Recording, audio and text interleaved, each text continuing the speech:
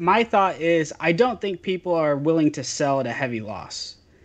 So at this point, if you bought anything in the last 5 to 6 months leading up into this right sizing, you're probably going to hold on to that because right now you're taking a 20-30% loss on most of the Sure. investments that you made. So that does take cards off the market, which kind of goes hand in hand with what, after you get through your 5 bullet points, what I think the Dallas Card Show has done. Um, so I think if you take the supply off the market, we could see a rebound in some of the pricing just based off of less cards on the market because people don't want to sell at a heavy Right. loss. Right. And They don't wonder, but some of my friends' kids are obsessed with cards because of all the breakers they watch on YouTube. You can't find product. that's Well, exactly that's what. something I don't think we've Well, touched and that's on. exactly what I was Is gonna say, Keith. But that actually proves my point.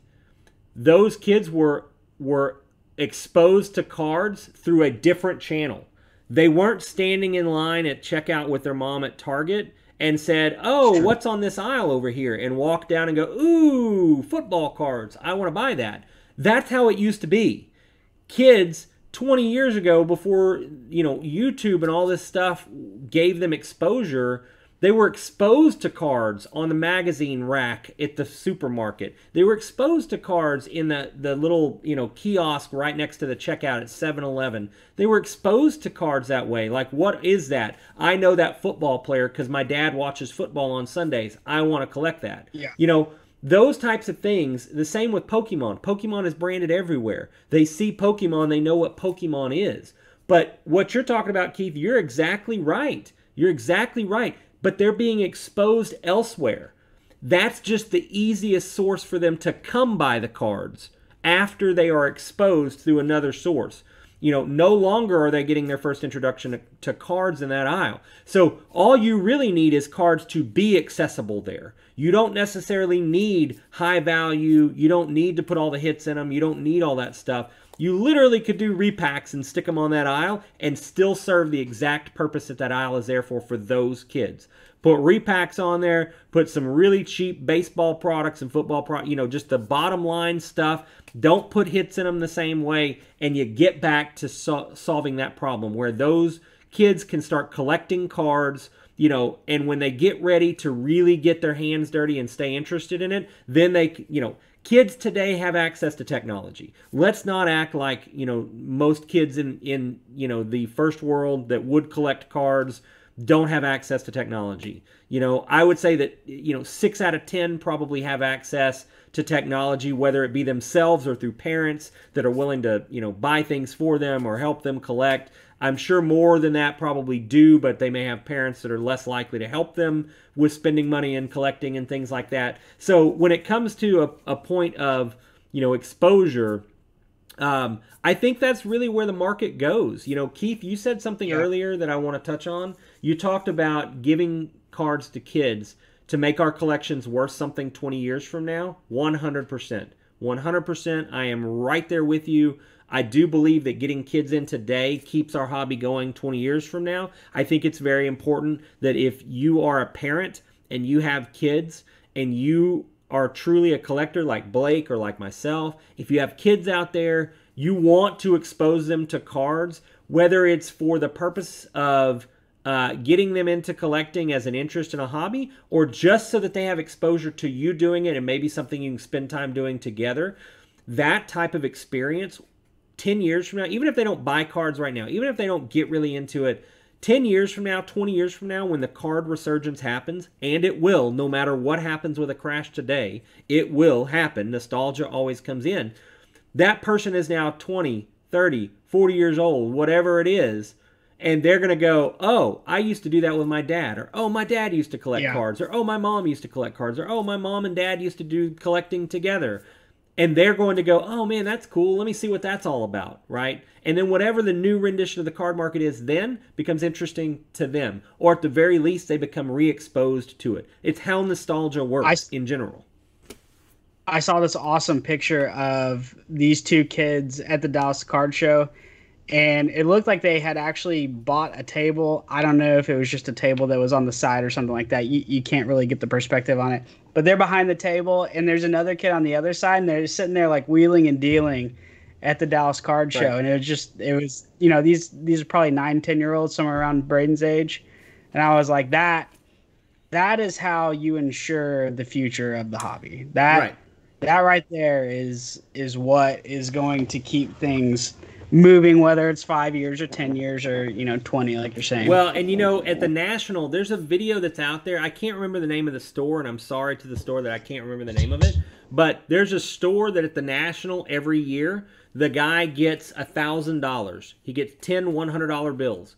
And he literally walks around the show, and he will find kids that he sees that are interested in collecting, and he will walk up to them and he will hand them a $100 bill. And he will basically tell them, go to any one of these booths and buy you some cards from one of these booths. Here's $100. That's awesome. Literally does that. See, that's great. Just to get kids to go, oh my God, this one time a guy gave me $100 and I went and bought some cards with it, right? Yeah. It's the idea of I'm going to get this kid started in collecting no matter what. Like if I hand him $100, say you get this if you go to a booth and buy cards, doesn't even have to be his. Like he just walks around and he's like, here you go, and that's a big deal. I think a lot of store owners understand that. I don't think that, that taking cards off the aisle at Walmart deprives kids of being exposed to cards. I just think it deprives them of having easy access to cards, right? And we could spin that into so many things, into a political world, into a number of things that we don't have easy access to, on a daily basis, and see how that impacts other aspects of life. It's the same thing with, cards. We do want to give easy access to kids, but they're not being exposed there. They're getting their exposure through technology, through friends. Pokemon is everywhere. Kids are going to school and learning Pokemon because one kid goes to school with Pokemon cards, 2 kids become infected. It's how the zombie outbreak's going to happen, right? It's the same way as Pokemon, keeps spreading. You remember Pogs? Right. I mean, I had my Magic cards taken away from me, but I didn't start playing Magic until I saw some kids playing Magic at school, like that was my thing. I saw kids playing Magic at school. That was my second exposure to it, but it was my first true exposure to it, Right, Howard, you're right. Pokemon Go, absolutely, man. Pokemon Go caused a resurgence in the brand because it made $1 billion for them, like in its first year. So, yeah, absolutely, that kept that brand alive. Pokemon was still popular. Like Pokemon's had a following, and it went through a dip, but Pokemon hasn't lost steam. It's just going through a hype right now. And look, Gary Vee makes a good point. Gary Vee says, hey, things are slow on the Pokemon side right now, well, too. but they are. But Pokemon has worldwide brand awareness. Sports cards are traditionally an American thing, right? I understand that there's worldwide appeal. There's definitely sports cards worldwide now that are becoming a big deal. Sports cards have always been, something that goes worldwide, but the hype and the push for them have not been anything near what they are in the last, couple of years. And more importantly, they still don't compare to what it is in the United States. You start looking at Canada and the United States, North America is how I should put that, North America specifically.